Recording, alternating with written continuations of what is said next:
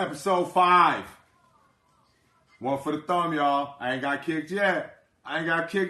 Maybe Monster's losing his touch. I don't know. They ain't booted me yet. Maybe I got kicked it up a notch or 12. I don't know. What's going on? Cedric Anderson, what's up, my dude? So, we're going to get into it a little bit. I want to welcome everybody to episode 5. Hope everybody's having a great Monday. Monster's having a good Monday. Got a couple cool ones. Got to drink a couple cool ones. So, fuck it. Let's get into some football. First thing I want to bring up is the comments that Kim Pegula made about the stadium.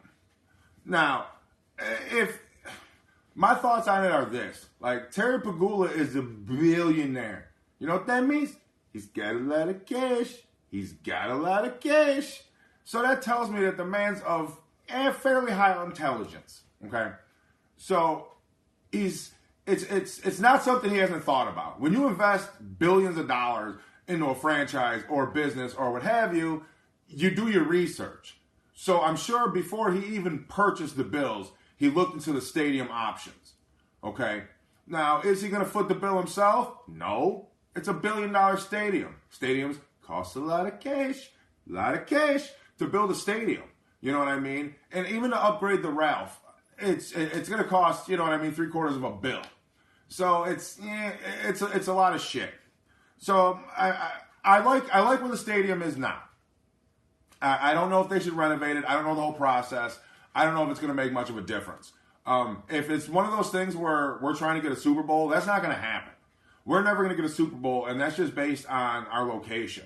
Okay? The NFL, just the rooms they need, the hotel rooms they need for the staff and everybody that's covering it, we're not even close to it. They need to build like 1,000 more hotels in and around Buffalo just to get it done. Richie, what's up, my dude?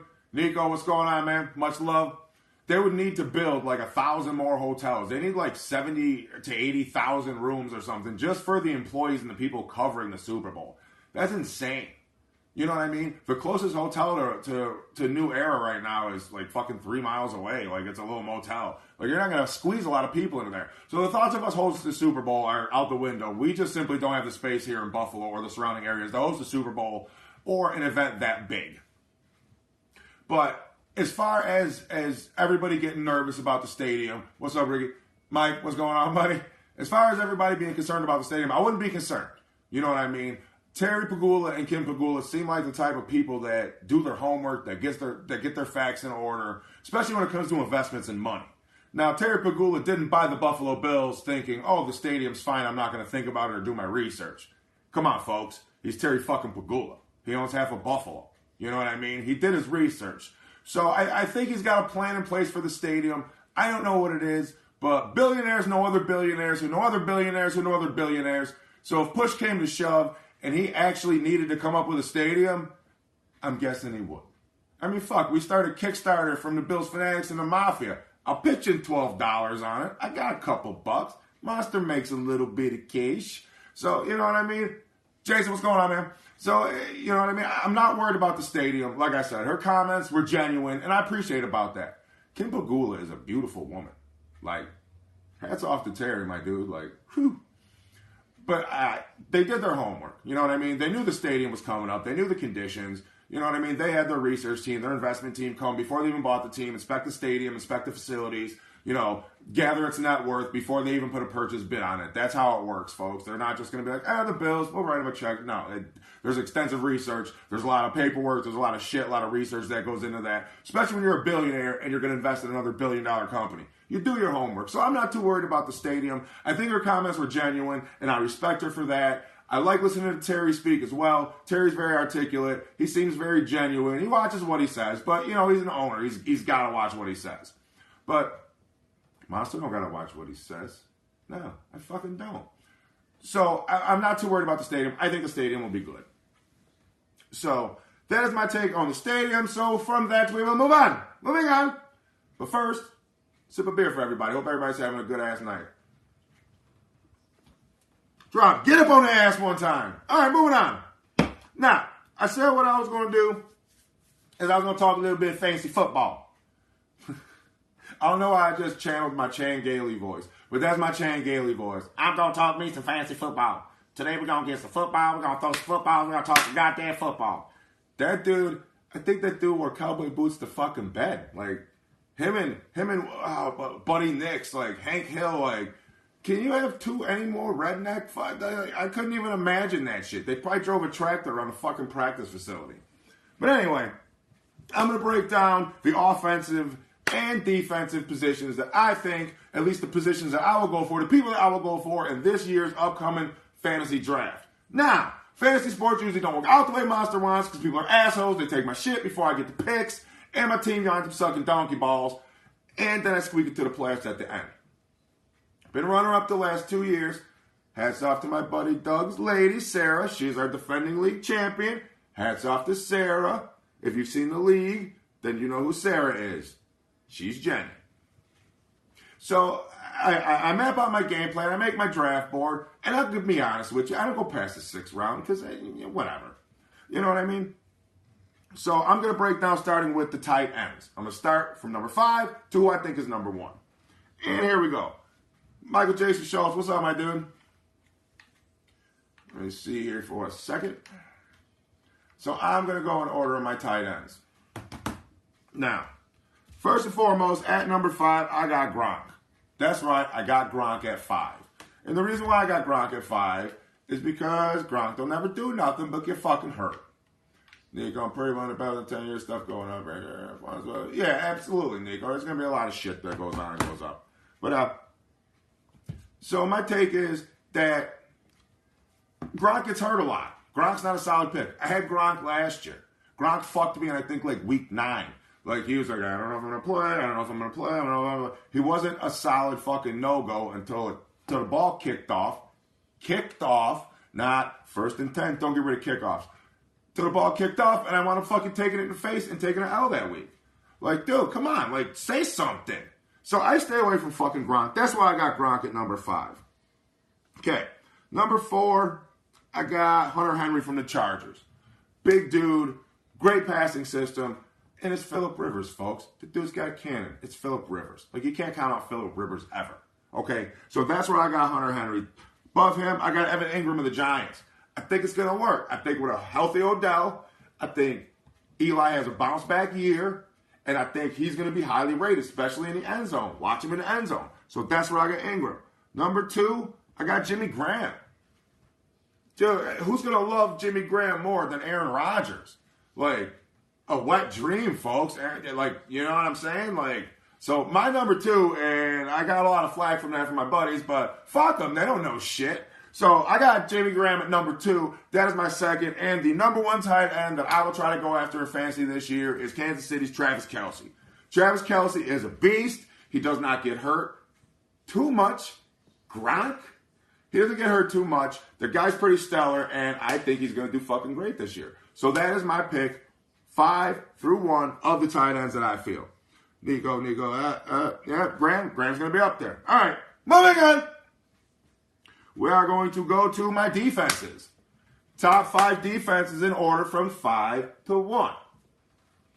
Number 5, the fucking Buffalo Bills. What are you talking about? We're not going to be top 5. Are you fucking kidding me? Knock, knock. Who's there? Our fucking defense ready to kick your teeth in. Our defense is going to be top 5. Mark it down now. If our defense is in top 5, I'll do something fucking stupid. Now, counting down from that, I'm going to go number 4, I think, overall, that I'm going to be targeting is Minnesota. Minnesota's fucking solid. From the front to the back, Minnesota is stacked. Everybody knows it. They're going to be top 5 regardless of anything. All right. Which brings me on to number 3. I'm about number 3. But I think if J.J. Watt is healthy, Houston's going to be up there. You can't, you just can't. Clowney and Watt, it's just, you know what I mean, folks? If they're healthy and they're ready to go, they're going to be top 5. I got them slated at number 3. Number 2 and number 1, I flip-flopped with a little bit, went back and forth, filled my stick a little, and number 2 defense that I'm going to target is Jacksonville. The only reason that they're not number 1 on my list, 2 fucking words, Aaron Donald. That tells you who's my number 1. Number 1 for me is the Rams, folks. The Rams defense is just stacked from the back, and they're fucking depth, and they're just crazy as shit. That's what I think. So that covers my defense and my tight end drop. Get up on the ass one time, and now we're moving on. Moving on, we're going to go with the running backs. Now, I'm kind of a homer, but I don't think I dropped these picks too much. And let's go through them as we speak.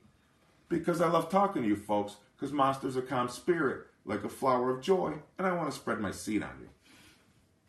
All right, so starting at number 5, this was an unquestionable one for me. This dude was a slam dunk at number 5 that I'm going to target depending on where I get and how badly I get fucking rammed in the draft.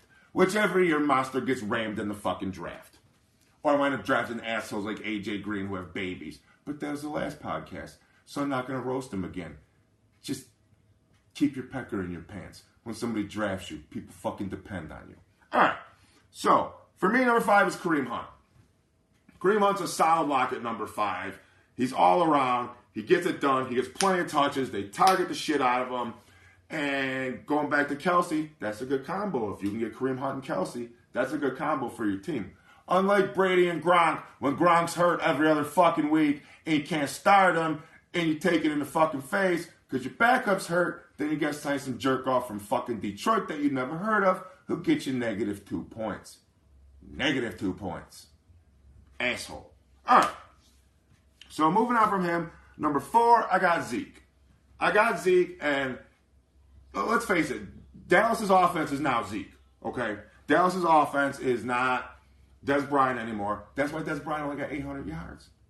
For the people that are like, oh, Dez's fucking production fell off, Des was this, Des was that, his targets went down. They gave Zeke the ball. Like, what do you want Des to do? He can't go over and strip it from him for touches. Like, Des Bryant will still be very productive on an offense that still targets him as much as Dallas did prior to Zeke showing up and doing what he does. Now, I also, with that being said, think that it's the right move for Dallas to go in the direction they're going as far as giving it to Zeke more than they're giving it to Des Bryant. But I'm a run-happy guy, and that's what brings me joy. So I got Zeke at number 4. Number 3, I only have this guy at number 3 because the 2 people above him are fucking no-brainers. And I can't sit here and feed you this. So here we go. My number 3 choice at running back this year is Shady. I had Shady last year. Shady always does me good. Number 3 running back that I'm going to target in this year's fantasy football draft is Shady McCoy. A, because I love him, because I'm a fucking Shady homer. And B, because I went to the finals with him the last 2 years, and if I can get my fucking mitts on him, I'm going to get my mitts on him again, because I think the passing game that we're going to have is only going to open him up for more touches, and it's going to be glorious.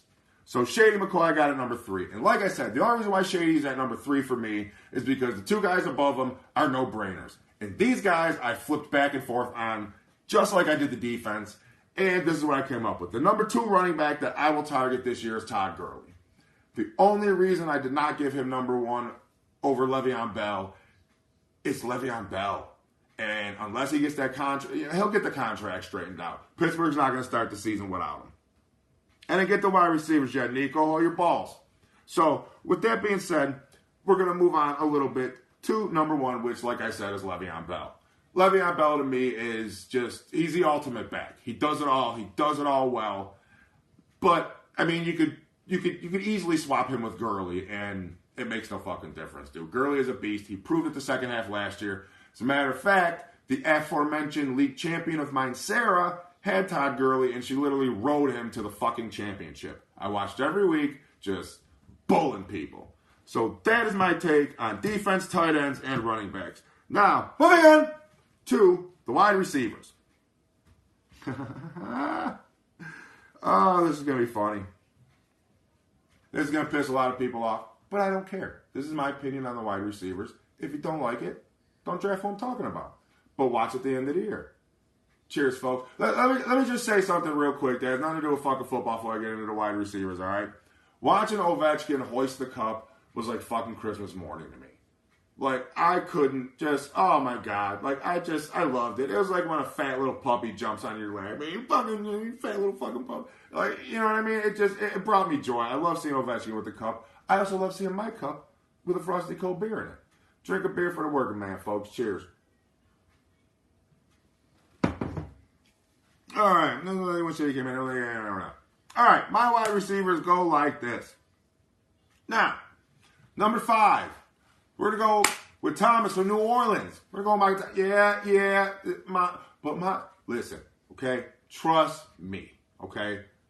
He's a top 5 receiver in fantasy. He gets plenty of targets, and the dude is a playmaker. So at number 5, I got Thomas. Number 4, this may surprise a lot of people, but I think the dude's going to get his due this year. And that's Mike Evans in Tampa Bay. I got Mike Evans as my number 4 target, one step ahead of Thomas.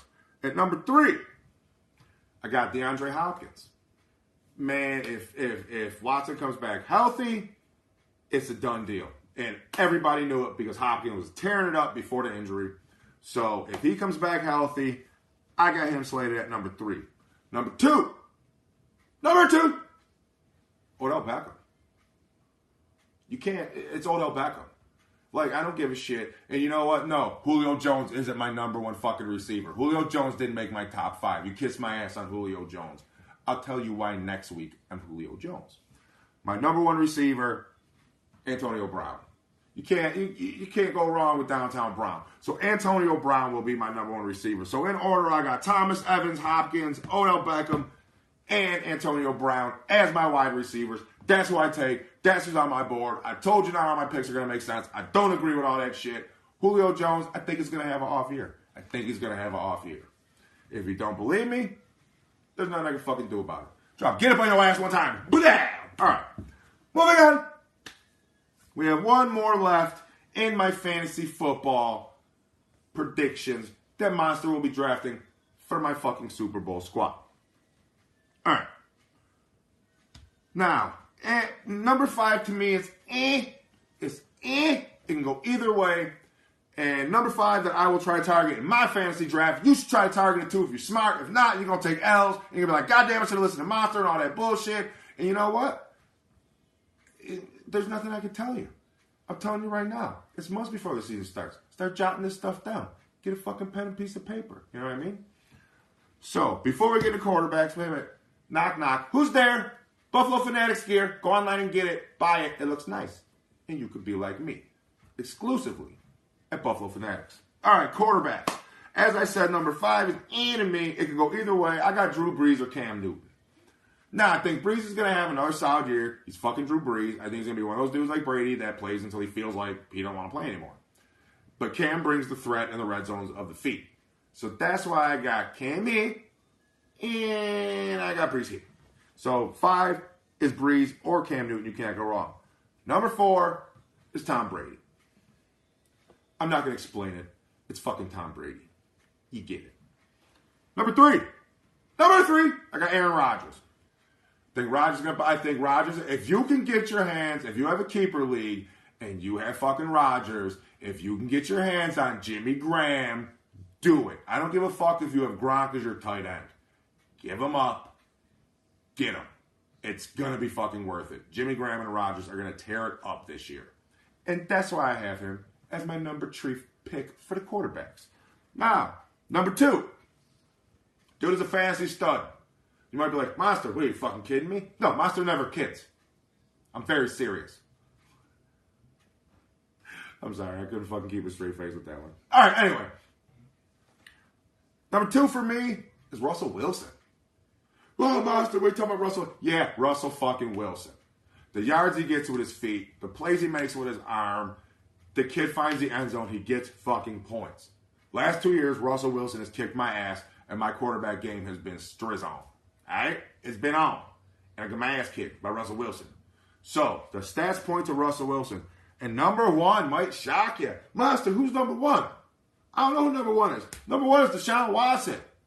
Fancy. If he is healthy, take Deshaun Watson. Deshaun Watson is going to blow this shit up with points. Just watch. Him and Deontay, man. Let me look to the sky one time. Jesus, Lord. If them 2 dudes is healthy, and I can get both of those on my fantasy team, I'll stop saying motherfucker all the time. Some of the time. I won't use it all the time. That's all I'm going to say. I won't use it all the time. But that is my number 1 pick for Deshaun Watson. He should be the number 1 quarterback, 90% of the offense. That's what I'm saying. Richie, what's going on, buddy?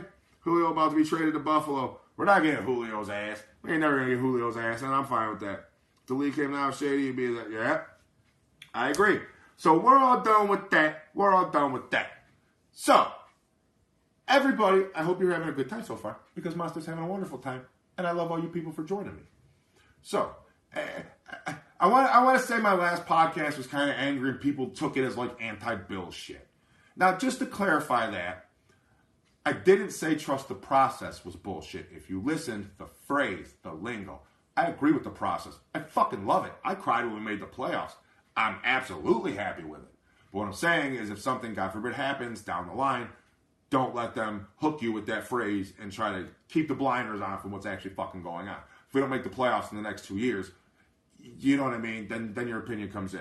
So I wanted to keep this one a little more upbeat, a little less cussing, Come on. There's got to be some fucking cussing. It's Monday, I'm drinking. It's the start of the work week. Everything's horrible, except for Monster Mondays. Here on Buffalo Fanatics Facebook Live, where we sell exclusive merchandise. You can get your hands on it right now.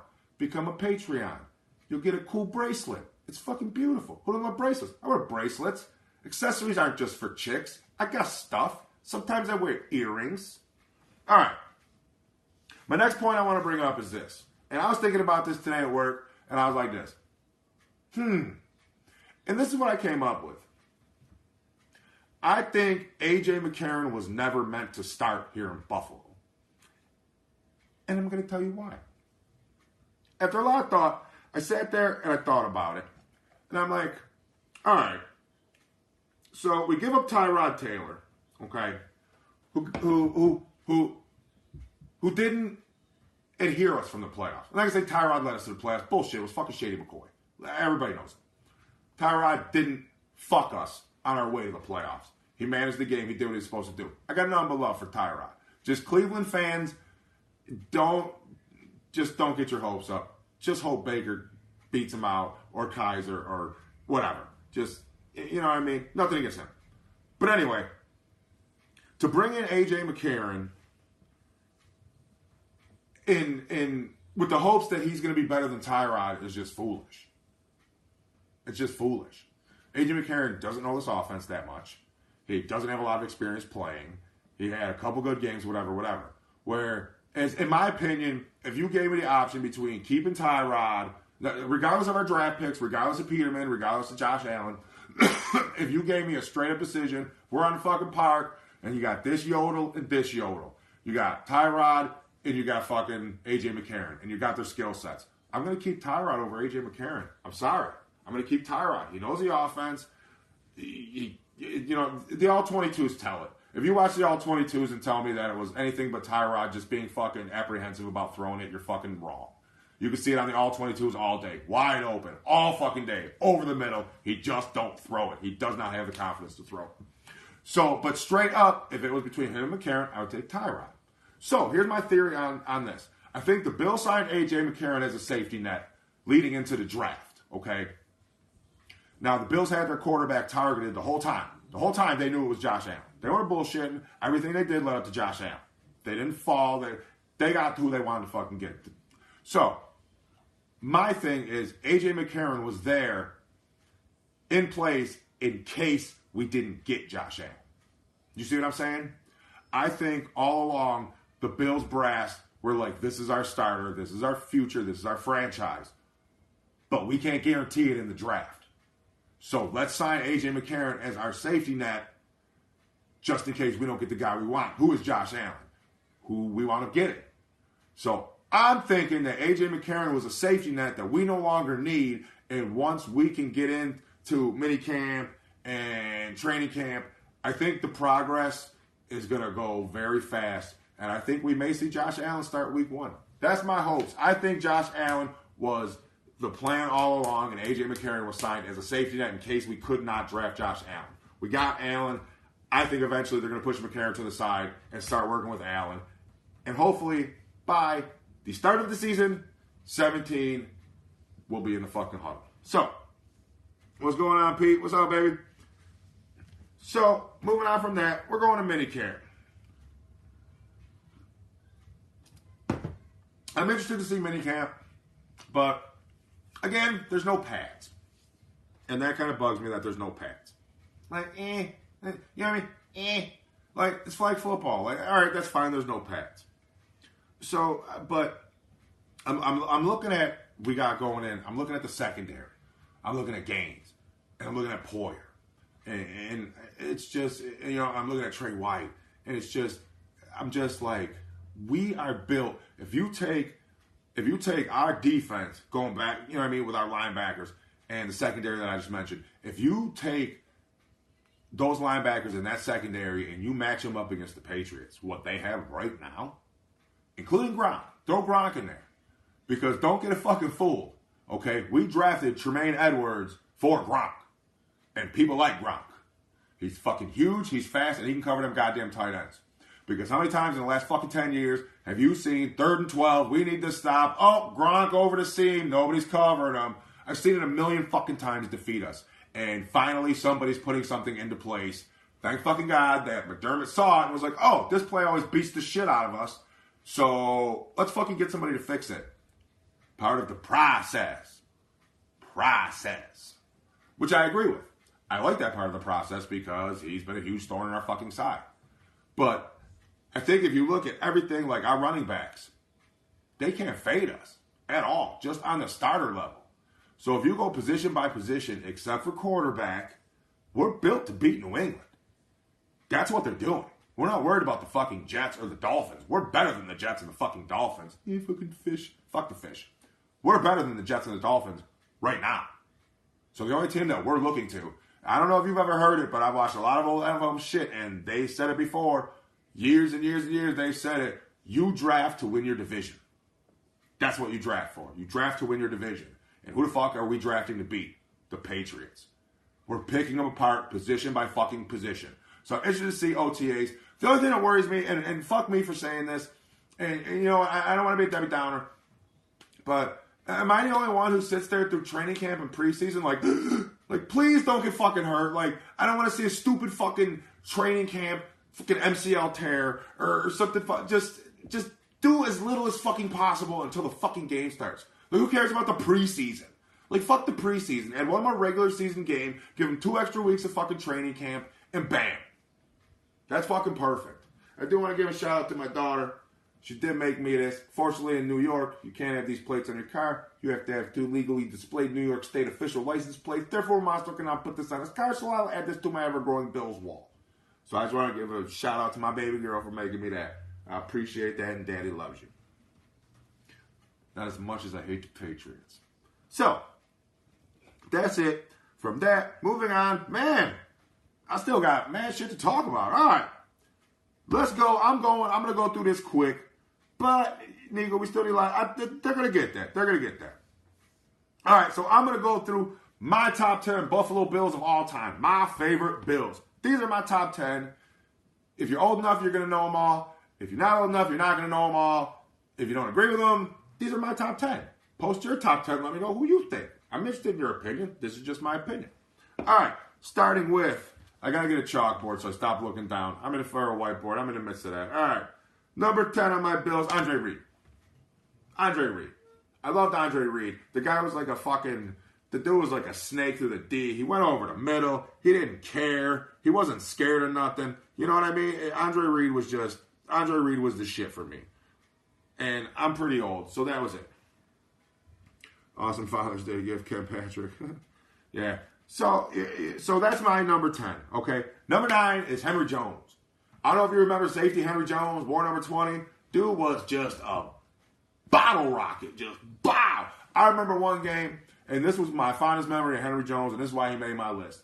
It was the first time I ever saw some shit like this, but I forgot who we were playing, but they kicked an onside kick. This motherfucker leaped through the line like a gazelle, grabbed the ball with one hand, and took it to the house. On an onside kick, just gunned it, just gone. I was like, oh, shit. I think he was young, too. I'm sure somebody knows the play I'm talking about. But number 9 for me is Henry Jones. Number 8 is Eric Moles. I loved Eric Moles. Eric Moles was Megatron before Megatron was Megatron. Eric Moles was big. He knew how to get position on you. He knew how to get those extra 3-4 yards. And the dude's feet were quick as shit. Eric Moles, that's why he's in the Monster Jersey Hall of Fame. I own an authentic Eric Moles. Granted, it was when I was 100 pounds heavier and rocking like 360, so it's like a 17X large. I could cover my car with it. But you got to keep it because it's Eric Moles. And it reminds me that I used to be a fat ass. And that's why I drink light beer. light beer. Oh, shit, everybody. All right. So, number 7 on the all-time Bills monster favorite list, Shady McCoy. He might be number 1 by the time this is all said and done, but he's got some stiff competition. Let's be honest. We've had some great people here. So, Shady is number 7. Number 6 is Bruce. Now, for the younger generation, I'm sorry, okay? I am sorry. From the Buffalo Fanatics and the Bills Mafia to everybody that preceded you, I am sorry that you never got to see Bruce Smith play in his prime. You want to talk about J.J. Watt. You want to talk about the pass rushing edge, Jadeveon Clowney. You want to talk... Nobody touched Bruce fucking Smith. Bruce got his hands on you, you were done. The guy had a back like a Buick. I met him one time. He was... The 2 biggest human beings I've ever met in my life were Bruce Smith and The Big Show. And there wasn't much difference. Bruce Smith was a fucking machine. That's why he's the NFL's all-time sack leader, and he was the Buffalo Bill. Now, Bruce, the only thing that bugged me about Bruce is Bruce always bitched about his contract. Like, every time he wasn't the highest paid Bill, he always had to renegotiate. I hated that. But Bruce is number 6 all-time for me. I love Bruce. Number 5, Daryl Talley. Spider-Man? Come on. He was the heart and soul of that team. Okay? There were stories in the Bills locker room that when you got out of hand, like they said, that I was listening today, they said when Bruce Smith was younger in his career, he was a little rambunctious. Like, if he did something wrong and he wouldn't correct it, Daryl Talley would try to fist fight him. Like, every day. Like, we're going to fight every day. Every day we're going to fist fight. Wake up, eat breakfast, come fist fight Daryl Talley. Like, holy shit. And just the heart he played with. He was the heart and soul of that defense. We had Bruce. We had Biscuit. We had Conlon. Daryl Talley was the heart. And it was fucking stupid they made him stop wearing the Spider-Man. I love the Spider-Man. Like, what'd you do? Call Spider-Man and ask him? Like, hey, Peter Parker, this guy's wearing your shit. You know, what if Daryl Talley was like, I called Spider-Man myself, and he said it was fine. That's just stupid shit that the NFL did to just pick. I love the fucking Spider-Man. I love Daryl Talley. I even sent him $56 when he had problems with cancer, because that's what I do. I loved it. Now, moving on from Talley. Number 4. I don't know if you're going to remember this. He wore number 46. He was our safety, Leonard Smith. Leonard Smith is my number 4 Bill all time. Had the crazy designs in his hair, and the dude would hit you like a truck in the mouth and just keep going. The dude was just, he was like a Ronnie Lott player. Not to the level of Ronnie Lott, no disrespect to Ronnie Lott, but he was that type of player, almost on that type of level. He would just lay you out, and then he would tell you about it. I love Leonard Smith. He played cocky. He played with attitude. He had cool-ass haircuts, and his team won a lot. You can't ask for anything more, folks. If you do ask for something more, ask for this fine Josh Allen all-in t-shirt from Buffalo Fanatics. Merch plug. Where's my graphics? You'll see them on YouTube anyway. Just like you see the get up, drop, get up on them one time. You'll see those graphics too. Make sure you're catching on YouTube. All right. Leonard Smith is number 4. Number 3 is Thurman. It's Thurman. Thurman was Le'Veon Bell before Le'Veon Bell knew what side of the fucking playpen smelled the worst. Thurman was doing it. You need me to catch? I got that, coach. You need me to dive forward in the line for the first down? I got that, coach. You need me to pick up a fucking safety blitz on the right end while I dump it over the middle of Lofton, or big-ass Pete Metzelaars? You guys remember Pete Metzelaars looked like a fucking giraffe? Dude was huge. I love Pete Metzelaars. That dude caught everything. I think in the Hall of Fame of Bills tight ends, I got Pete Metzelaars as number 1. Followed by Butch Roll. Because Butch Roll only scored touchdowns. You remember Butch Roll, number 87 Butch Roll? He only scored touchdowns. If you're too young to remember that, use Google. You don't got to go to the library no more. You don't got to borrow your mom's car, give her $4 for gas, and hope that she doesn't yell at you. You know what I mean? You don't got to do that no more. Just use Google. It's right there on your phone. So, we got Leonard Smith at number 4. Thurman at number 3. Number 2. This is a personal favorite of mine, because I actually got to meet the dude and hang out with him one night. And he was a total class act. Real smooth dude. Like, we got along great. Like, I met him at a bar after a game, and he was like, we can hang out and kick it. The only thing is I don't want to talk shop. So we talked everything. We talked about ladies, cars, food, whatever we talked about. Dude was a class act. Didn't come off as pompous. wasn't fucking arrogant. We hung out for like 3 hours, got drunk. It was a fucking great time. So my number 2 favorite all-time Bill is Lawyer Malloy. That's my number 2 favorite all-time Bill. I fucking love Lawyer Malloy. I reached out to him to try to get him to do an interview on my podcast. I'm still going to reach out to him. We had a good time. So if I can get Lawyer Malloy, I'm going to try to solidify that. I'm going to reach out to some more of his people and see if I can get that connection going. But now my number 2 favorite Buffalo Bill all time is Lawyer Malloy. Which brings me to number 1. And number 1 is easy. Okay? Number 1 is number 12. Period. I don't have to say anything else about him. I'm really looking forward to his speech at the ESPYs. I hope Jim Kelly and the Kelly family, I hope that he's strong enough and that it goes forward with enough progress that he can give a full speech at the ESPYs, because I would really like to hear what Jim has to say. I think it'd be very inspiring. I'm losing my voice. Hold on a second. Got to take a swig of beer for the Merc, man. I'm losing my goddamn. Shout out to Buddy Nix for sounding like a squirrel getting his balls cut in a fence. Fucking geek. All right. So, number 1 is Jim. It's Jim. That's all I got to say about Jim. Moving on. Next topic. Over that way. The Julian Edelman drug test. Like, okay, so he's popped for fucking PEDs. Oh, gee, a Patriot cheated. Who would have saw that coming? Everybody would have fucking saw that coming. So he gets popped, and I heard today that they're having an independent researcher go through the sample and see what went wrong. In other words, they're going to try to find a fucking way to weasel around it.